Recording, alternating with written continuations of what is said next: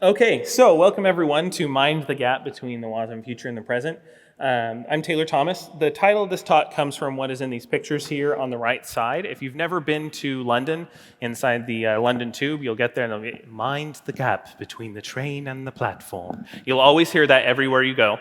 Don't laugh at my British accent, all you people from up there. But anyway, you'll always hear that. And I thought that that was a really good title for this talk, about talking about where we are and where we can get to with Wasm, and especially with how it integrates in with what we currently have. So who am I? I'm an engineering director at a startup called Cosmonic. You heard from me this morning just a little bit in the intro talk. I am a serial open source maintainer and contributor. I'm also a Wasm Cloud maintainer, which is another open source project that we're here talking about quite a bit. I am a Rustacean. I do a lot of Rust. I've done a lot of Go before that as well. And I have a long history in the Kubernetes space. Now, I normally don't like to talk about this and brag about it, but it's critical to understand where I'm coming from here. I have done Kubernetes platforms before Kubernetes platforms were a thing at Intel, Nike, and Microsoft. And at Microsoft, I helped build AKS when it first launched.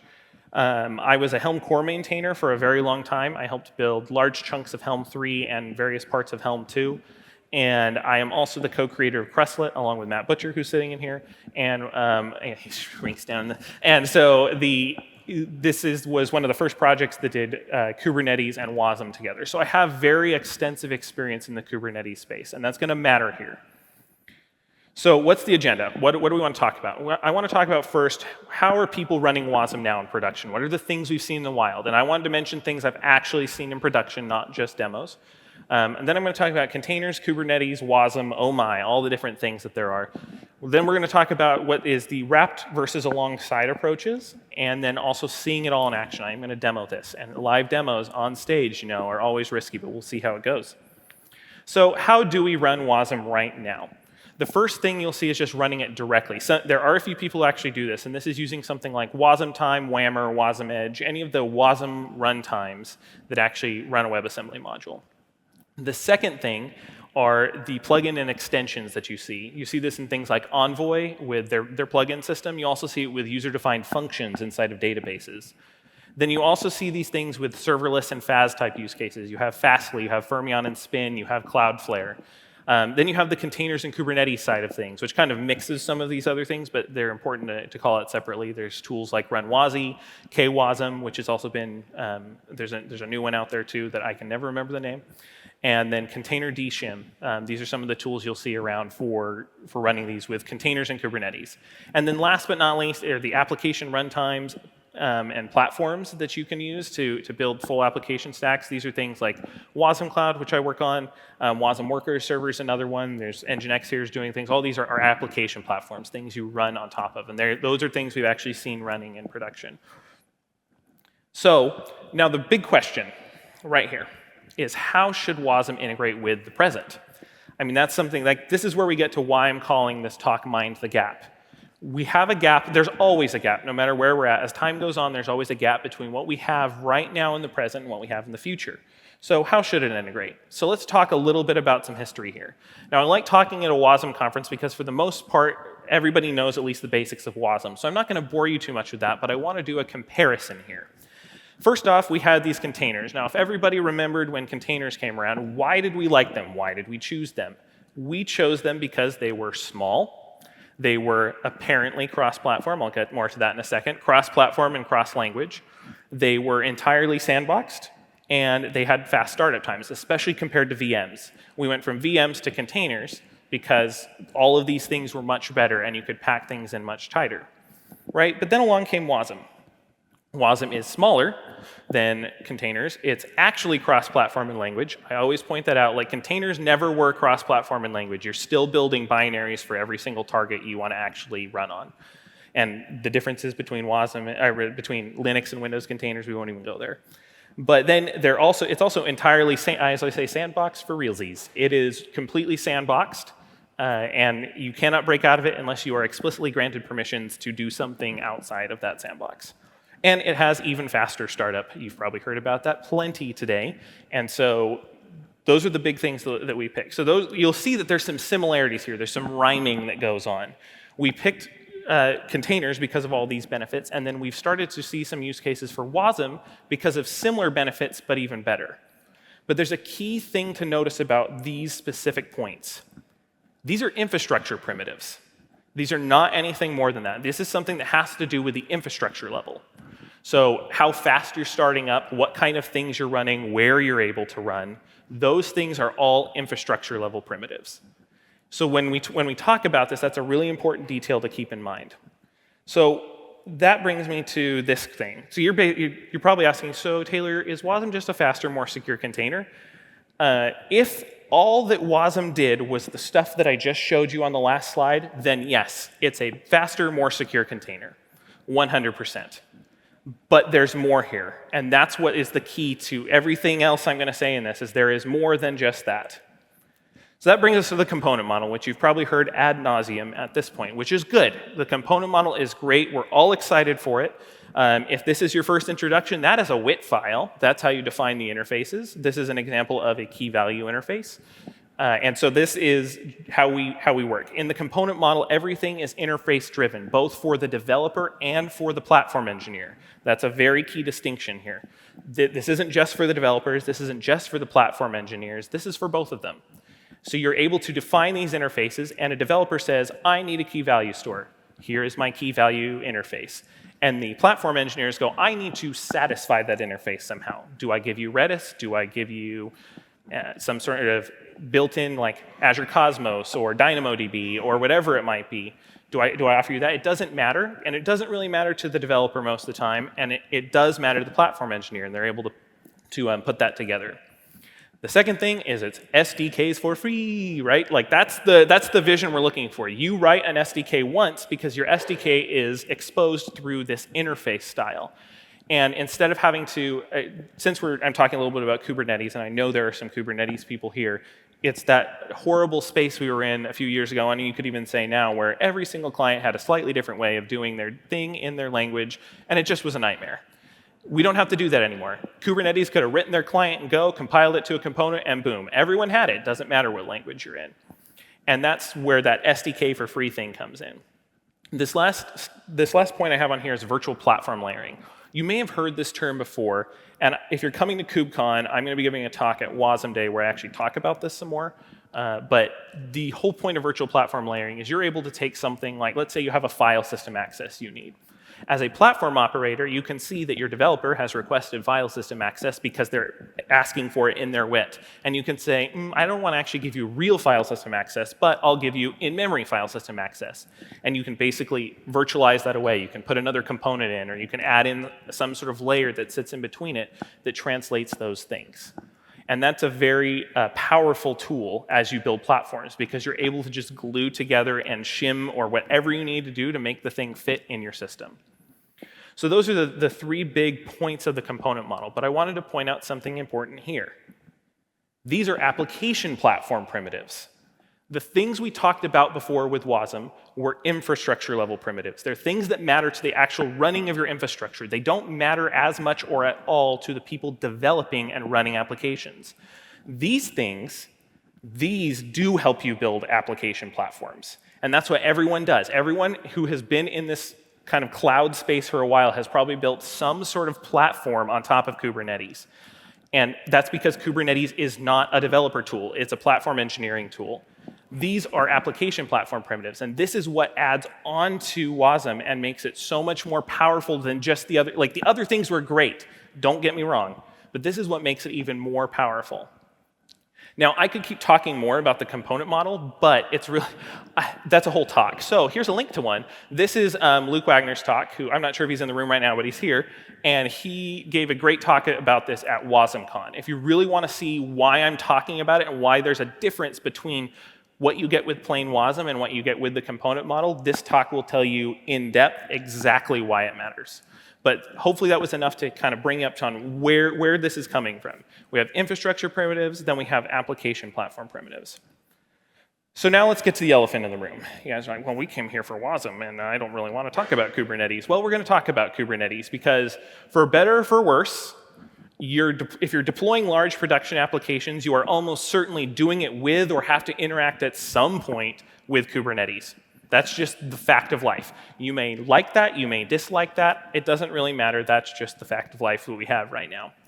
Which then begs the question, so how do you integrate Wasm with Kubernetes? What's that next step that we have to do? This is the integrating with the present. So we have to understand a little bit about extending Kubernetes. So part of what made Kubernetes so popular in the first place is how extensible it is. Now this is a graph slightly out of context, just so you know, but this is actually from the Extending Kubernetes page in the documentation. There's an actual key that goes along with this. I did not want to have to put it all on here, but this is all the different points that it labels that you can extend Kubernetes. There's all the different levels. In fact, it's so bad that there's a flowchart. Yes, that is from the Kubernetes docs. I did not invent that. You have to have a flowchart that tells you, okay, well, which thing do I want to do? Go to this section or go to this section. There's so many ways to extend Kubernetes. Now, the thing is above all of this, the de facto way to extend Kubernetes has been through what's called a custom resource definition, or as everyone knows them, CRDs.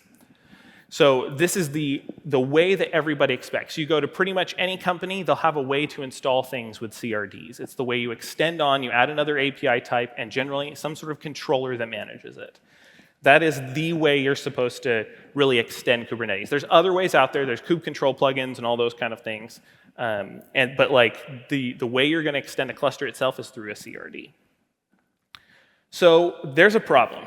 And this is probably going to be the spiciest take in my talk, so bear with me here. But Kubernetes is for containers. Full stop, end of story, end of conversation. That's just how it is. Now, there's all this talk always. I'm going to talk, if you haven't heard of these terms, don't worry, it doesn't matter. This is for the Kubernetes people in the room. We can have possibly a CRI v2. We could have all these other things that come along, but honestly, that's going to take a long time and probably or possibly never happen. It just isn't going to happen that way. Kubernetes is built for containers. And if you look at it, that's why I put ye olde deployment manifest right here on the right side. Everybody who's done Kubernetes has seen this. There is nothing in here that lets us express application platform level concerns. It doesn't let us express that one thing has an interface that can be satisfied by another. That's just not in here. There is no way to specify that. You can go through each line and see these are the most common ones. Anything else you'd add in is just configuration.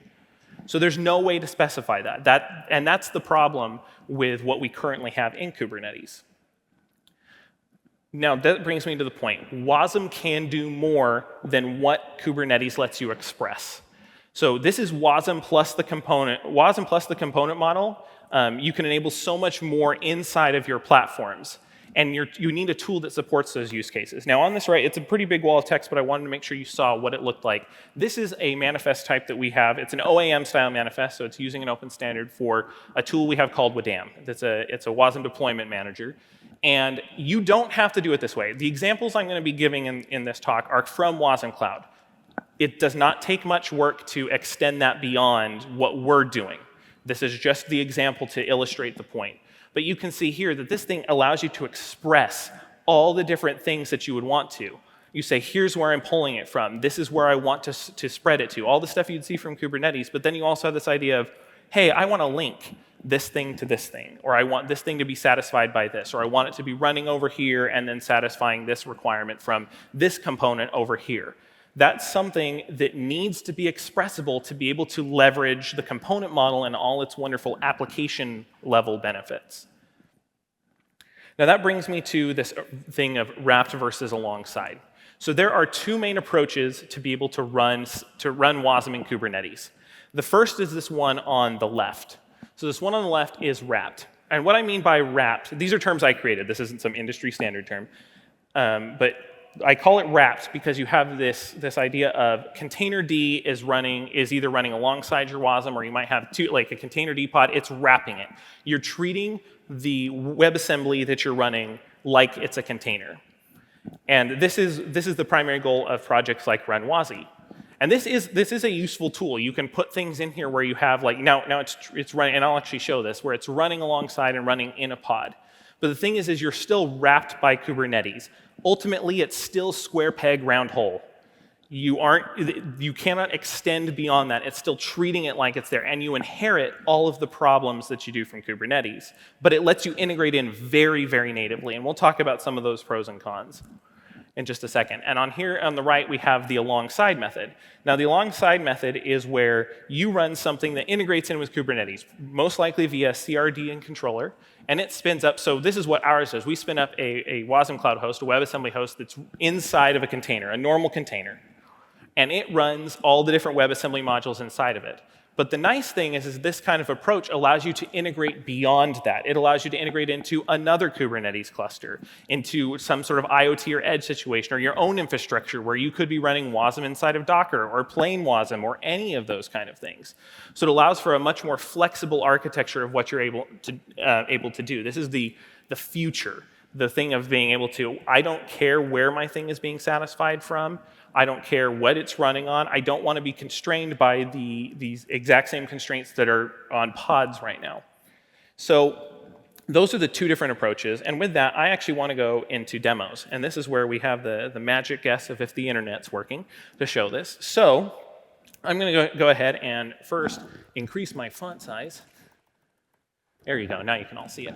So first thing I'm going to show, I tried to find two example applications that were relatively close to each other. I'm not trying to compare performance or anything like that. I'm just showing how each of these work. So first off, I have, they just released it, SpinCube, installed on here using K3D. And I was going to show what that looks like. Okay, now SpinCube, what it does underneath the hood is it uses run WASI and the container dshims to run that underneath the hood. And what it ends up looking like is very, very Kubernetes native, which is a positive. So if we do kubectl get pods, we're going to see at the bottom there this Redis spin app. Now, if I actually grab what that YAML output looks like,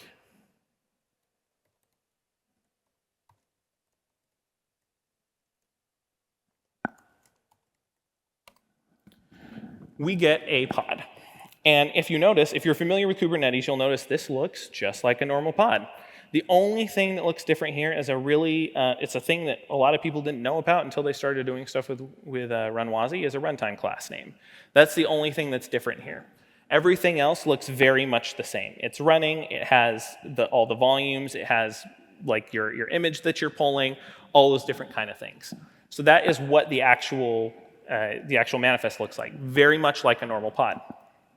So how this works is it's still just like if you were running a normal Kubernetes app. This is an orders application. It's one of the Spin default examples that's out there. And it listens on a Redis key and then takes it and then does some processing with it.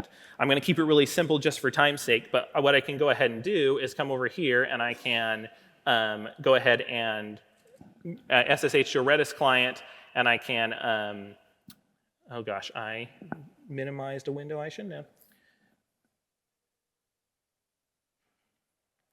Thank you to the demo that was in the issues, or else I wouldn't have been able to do this. So I'm going to go ahead and publish something on the orders key that it's supposed to be waiting for. I'm going to change this. I already published it. I'll say, hello, everyone. And I'm going to go ahead and send it. So that went in and sent. And now if I come back over here and I do kubectl logs on this pod, we'll actually see that it was processing. And we can see that we got the payload, hello everyone. So that's using a database that's inside. You actually probably saw it when I got the pods earlier. There's a Redis server running inside of my Kubernetes cluster. It's connected to it, and it's going and passing through all the information from these keys into the app. So like I said, this is very native, very like easy to use approach through here. So that's the first one. That's the wrapped approach. Now, this is all done, by the way, through a CRD as well.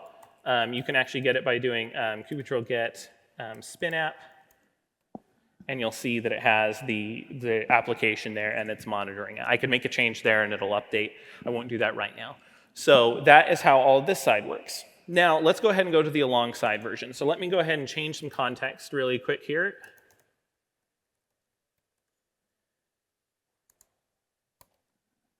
Okay, so first things first, let me port forward while I'm here.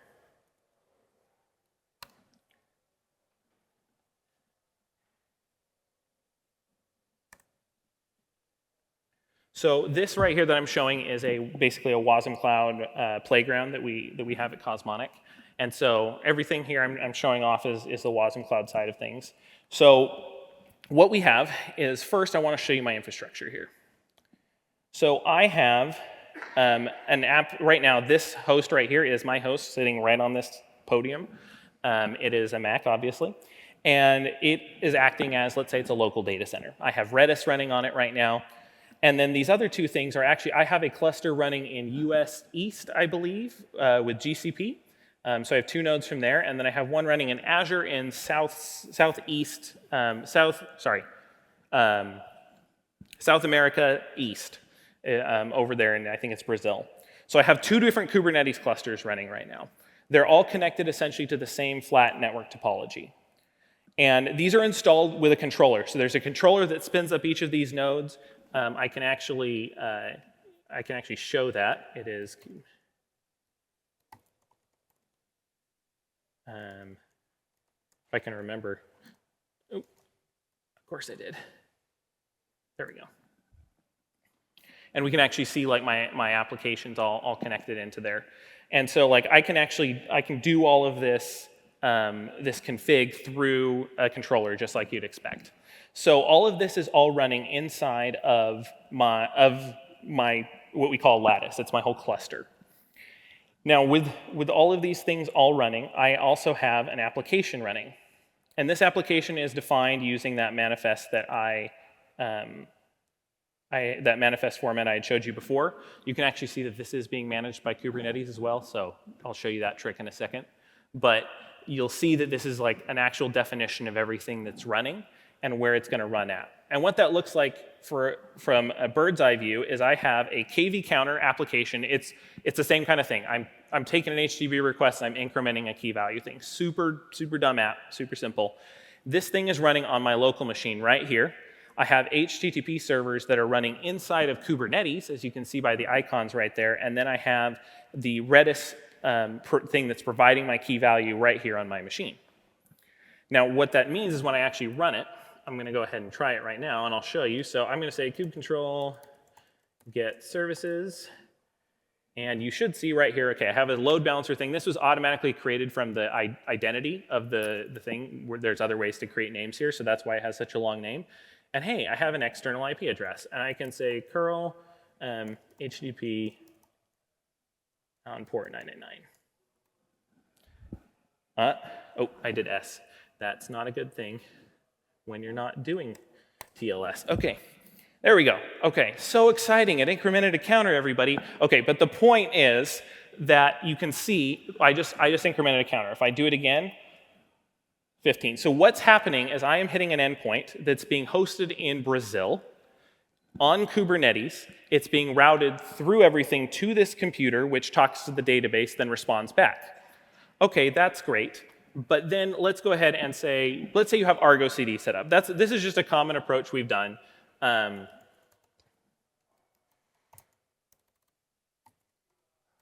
can't type when I'm like this. Wait for it. Okay, good. Oh, good, it kept me logged in. So let's say we have we can manage this with Argo CD. All these things that you're seeing are actually just applications inside of Kubernetes as well. You can do kubectl get app, and this will be, it's actually showing me some of these aren't even managed inside of Kubernetes, and I can see them all through Kubernetes. But you'll see the top one over, the bottom one right here, KV counter distributed. So you can still interact with this in a very Kubernetes native way through the CRD that we created. Now, what we'll do is just show, like, this will still integrate with your existing tools, and that's what I'm trying to show. I can come over here and let's say I have an update. I'm going to change this. I'll show you what it looks like. I'm going to change this manifest to run on Kubernetes instead of my local machine, and it's going to run on every Kubernetes machine I have. So that's in 2 different regions. So the side effect of what we've done here, a side effect of what we did is we solved Kubernetes federation. That wasn't the intended goal, but we can actually do that. And so now I'll go ahead and just take this and say, oh, great, it looks good. I'm going to review it. I'm going to merge it and call it good. So now that it's merged, I can come back here, and provided that I got the internet working all right, I should be able to sync this. Yep, and it says I'm out of sync, so I'm going to go ahead and synchronize it. We'll give it a second. You can see it saying syncing if you have good eyes, because it's up there, and now it's done. So now if I come back here and I look at my applications, and I can come over here, you'll see it's reconciling, and I can also see that I now have 2 different versions. So now I've changed this application to now work across 2 Kubernetes clusters. So what's changing is all of that business logic that's doing the receiving the HTTP request, incrementing the counter, it's running in Kubernetes, but it's still hitting a database in my local data center of my computer right here. So when I come back to this, I can come back over here, sorry, to here, and as long as I didn't do anything dumb, I should be able to curl and it should still work. There we go. So yeah, some of you have been hitting it. I see you all. Because now we're at 70. So anyway, I'm hitting this thing and it's coming over and hitting my machine through these different areas. So I was able to redistribute. Now the point of this is I'm showing when you do something alongside, you're able to extend into other things. Now let's go ahead and tie this up with kind of the pros versus cons.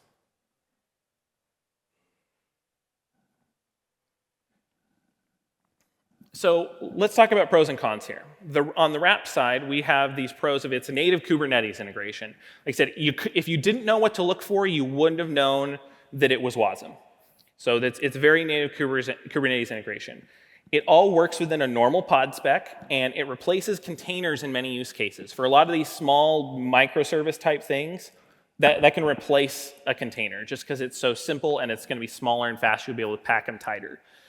The cons is it requires a custom node build or an underlying controller to manage the runtimes. This is let's say, I don't know how to describe it. It's a topic that when you talk to people who are SREs, they don't really like this idea. They don't really want to have to manage underlying runtimes. There's security risks, and if something else is managing it for you, you have to vet all of those different things. It's also a very uncommon way of extending Kubernetes. If you remember the flowchart from the beginning, there isn't an option that says, go change your runtime. That's not generally the configuration. So it's an uncommon way of doing it.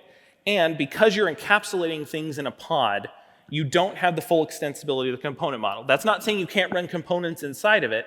It's just that you can't then extend to, I showed you what ours looks like. Ours is not going to be and we don't want it to be, the only possible future. But what we are saying is that that's the kind of extension you want to do, and you're not able to do that when it's wrapped by Kubernetes. Now, the pro is that you have this ability to add it to any cluster that allows CRD installation. Like I said, most people have processes to do that.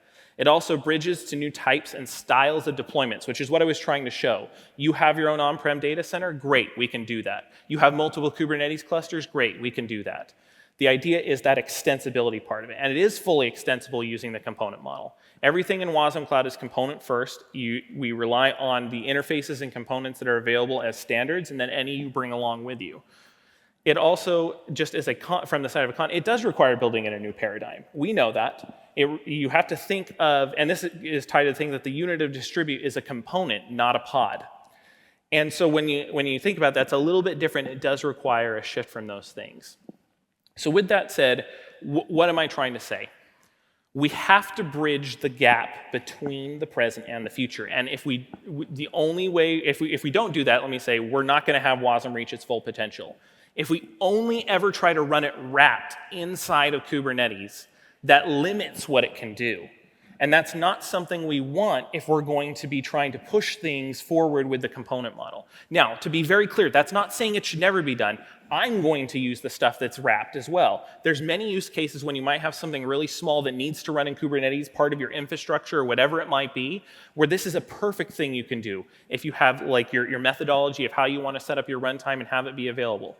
I have nothing to say against that. That is 100% a good use case. But for us to really leverage what WebAssembly has for us, we have to be able to bridge that gap. And we do that through having something that lets us run alongside and not wrapped by Kubernetes.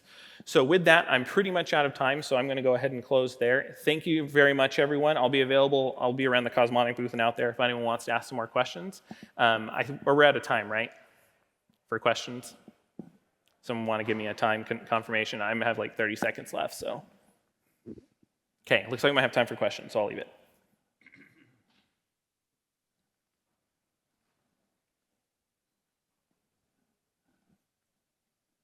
I love it. No questions either means boredom or I answered all your questions. So,